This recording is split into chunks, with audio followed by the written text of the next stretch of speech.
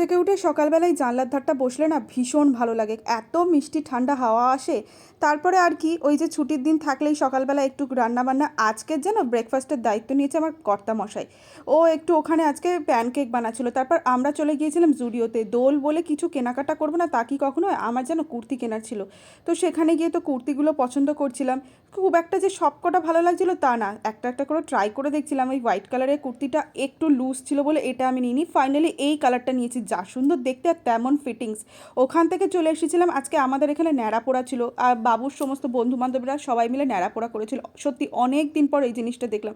আমি তো কত বিভৎস বছর আগুন। আগে দেখেছি সে প্রায় ভুলেই গিয়েছি। এইটা দেখে না আবার দোলের আগের দিনই ন্যাড়া পোড়া, মনটা না অনেক দিন পর একটা আনন্দের জায়গায় চলে আসলো। এইবারে মনে হচ্ছে যে হ্যাঁ এবার দোল আসছে। তারপর ওদের সবার সঙ্গে একটু ভিডিও ক্লিক করে নিলাম, সব বন্ধু বান্ধব মিলে। বাবু এবছর খুব আনন্দ করছে। চলো সবাইকে আগাম জানাই শুভ হোলি শুভেচ্ছা।